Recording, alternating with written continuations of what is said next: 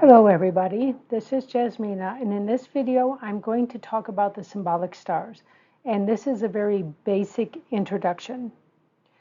And the symbolic stars are called Sen Sha in Mandarin, and uh, in English sometimes some people call them symbolic stars, other people call them auxiliary stars, same thing. They just some schools like one name, other schools like the other. Now, not all free Batsa calculators list your natal symbolic stars.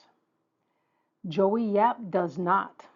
He only shows the symbolic stars that appear by an interaction with your Batsa and the year's Batsa.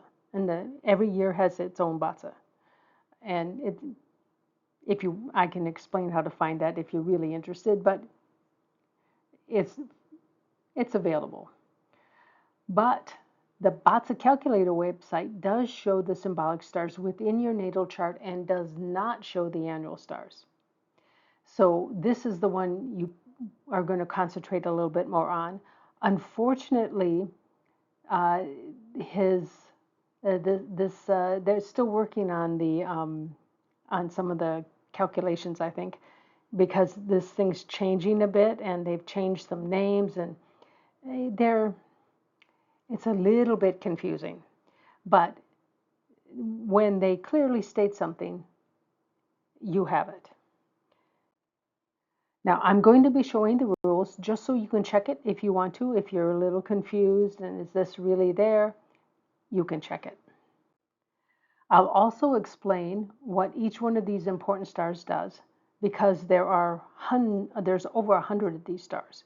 And so I'm not going to cover all 100 because some of them are very hard to get any information on. Now, in general, these stars give you certain attributes that if you work on them, that is, you activate them, you can increase your chances of success because you have this in you. It just has to, let's say, come out and be expressed so that you can exhibit these talents. Now, the annual stars that Joey Yap talks about will give you a boost for a year, but there are some projects that take more than a year to do. So this is why the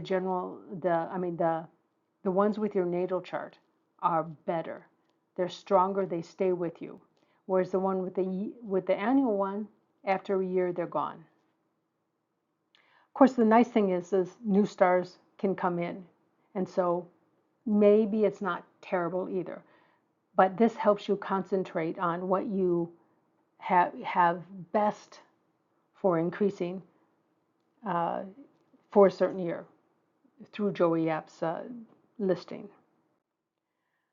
Now, there are far more negative stars than positive stars. So the recommendation by everybody I've heard talk about it is basically you take advantage of the positive ones. You activate those. Because this star will give you a certain sort of talent or a certain sort of ability to do something. And then you attack that. You actually try to learn that. Now, you should also be aware of the negative ones so you don't fall into some sort of trap by being distracted and kind of going down the wrong path. So it is good to know both. I think most people's charts will have more negative ones than positive ones, but I personally don't worry too much about the negative ones because they're whatever they are, they are. I mean, they're not, you can't do much about them, so you just try not to fall into doing things wrong. And if you do that, you focus on the positive, you're usually okay. Now, the positive stars can possibly fill in some attributes within your natal chart that you may be missing. And by that, I mean you're missing some element, so you're missing some sort of structure in your chart or profile, as Joey Yap would call it. And these positive stars can actually kind of fill that in and make it like you actually have that element, even though you don't. And that's good because this gives you another way to attack the problem. Now, for example, someone who's missing the DO, which is direct officer, this has to do with the leadership skills. If they are missing the DO element totally, it's 0%, but they have the general star, they can usually be a leader. And that's because the general star basically does what DO does. It helps you be able to lead. Another example, if a person has low resources, even 0 resources, but they have the intelligence star, they can still learn quickly and do well financially because they learn so quickly. Now, this is actually my condition. I have 0 DO in my chart. I also have 0 DW and 0 HO, but I do have the general star, and it's in my day pillar, so that really makes it quite strong. So basically, what does it take to be a leader? You have to be reasonably well organized, and you have to be able to interact with people in a way that doesn't make them so unhappy that they quit. That's basically what you need to do as a leader. So I don't know how good this acts with me, but I think it's I mean, I have led a number of things, so I do think I can be a leader. And I think it's because of the general star, because I have absolutely none of my direct officer element. So as usual, the names in English may vary, but usually the Chinese names do not vary. Sometimes sometimes people use longer names, sometimes shorter names in Chinese, but there are common characters there, and one's just a longer version of it. But English can get a little crazy, and I will try to tell you the different names if I know of them, but I might not get them all. Now, the rules for the various stars, they have a focus point. That is, you note what you have in a certain part of your chart, and then you look for other attributes somewhere else in the rest of the chart. And so that focus point is quite important.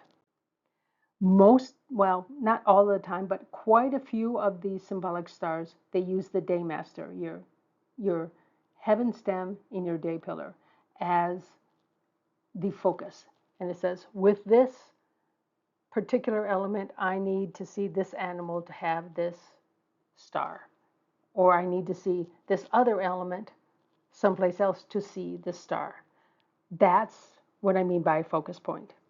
The day master is the focus. Others use the day branch, so that's the animal sign. And with this animal sign, you must see either this element or this other animal sign somewhere in your chart to have a certain star. And that is probably over 90%. These two together are probably over 90% of the symbolic star rules out there. Now, some, but not all, and actually it's usually many, of the day branch animals, the rules that apply to the day branch, some people apply them to the year branch. But it is, I think, generally recognized that the day branch is a bit stronger because the day branch is you, or the day pillar is you. So if it's the day pillar, whether it's the day master or the day branch, that'll be a little stronger than if it's the year branch. But it's better to have it with the year branch than not to have it at all. And for some reason, we never look at the hour. Maybe because, the exact hour you were born is sometimes a little vague. And so maybe it's too tricky to apply those rules. Now, there are a very small number of stars that rely on the month branch, the month animal sign. In fact, I only know of 2 out of the 100. So they're quite rare.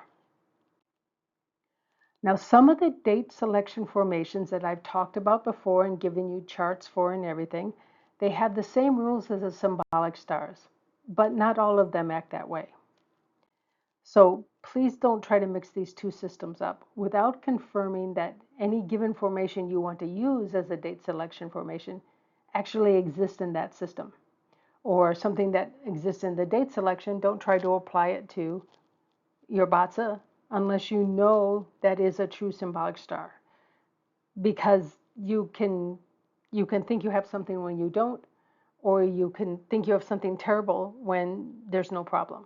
So it's a little, I just want to make sure that you separate these two.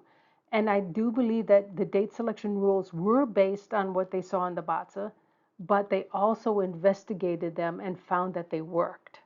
And that's why they became date selection formations. But there are a lot more of symbolic stars than date selection formations. And that's because it's not one to one. They don't always work.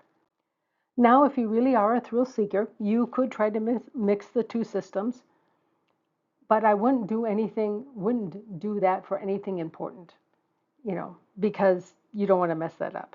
And you can see if it works. And if you're talking about does it work, well, if you do this test 10 times, a very bare minimum of 7 times it should work.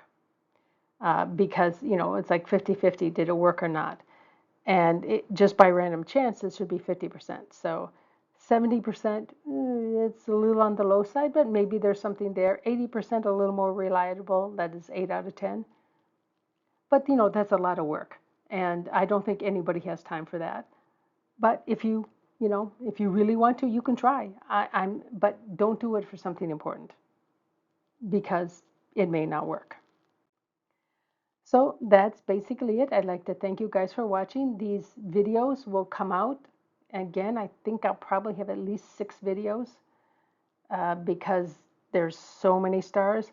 And it might even be more because I'm going to try to keep these videos down to no more than a half hour because it's really hard to talk longer than that.